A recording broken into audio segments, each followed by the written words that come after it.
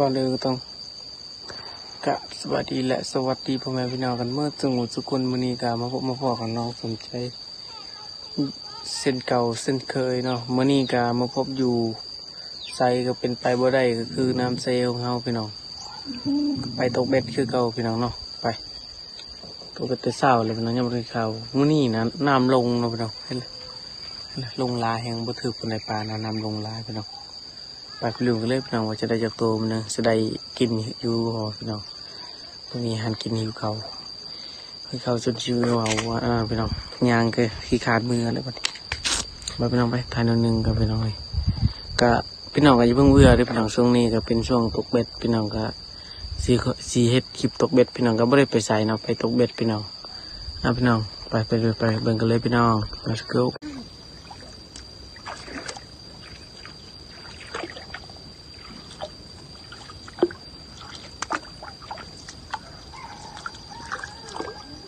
สวัสดี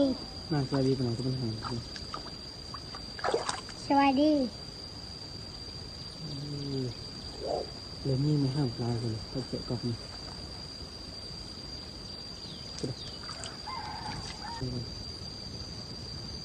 ตัว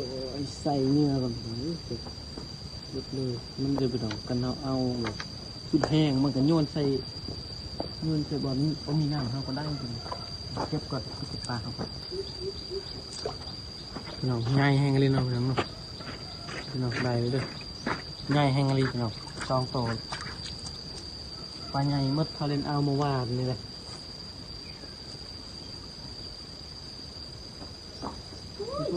ถ่ายอีกแล้วพี่น้องเบื่อนะ20,000ก็ต้องพ่อเป็นยุ่ยเป็นกระดาษยุ่ยอ๋อหนึ่งตะปาน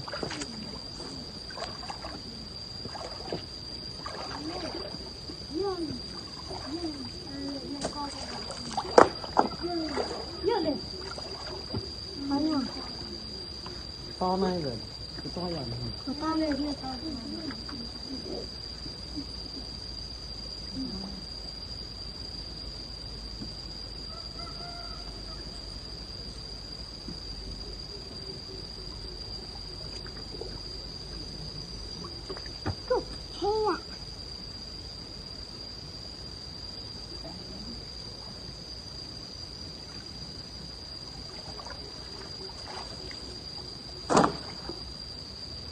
อายุหนาวคืออ้อเดี๋ยว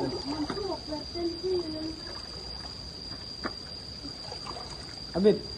อายุหนาวคืออ้อเดี๋ยวกัน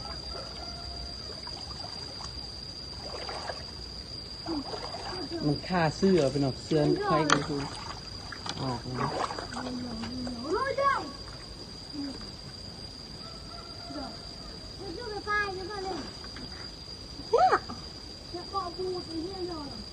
กะวาว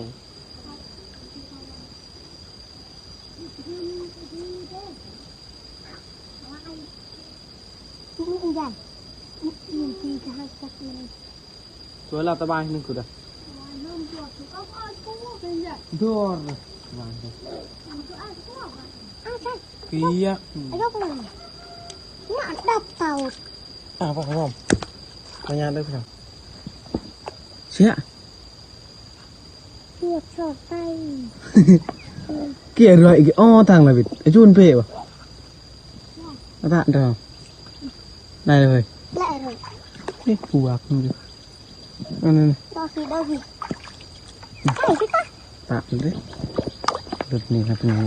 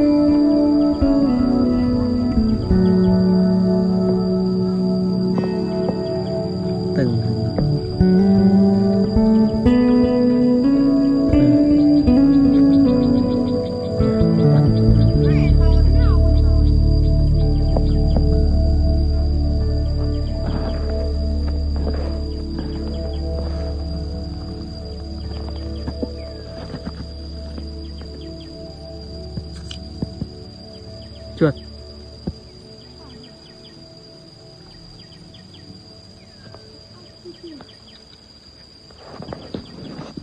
ลายคนนี้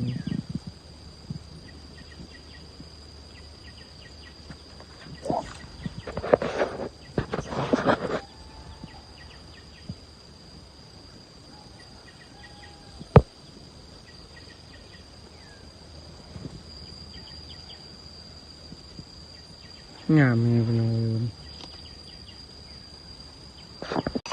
ครับคลิปน้ำใจขอลาไปก่อนพี่น้อง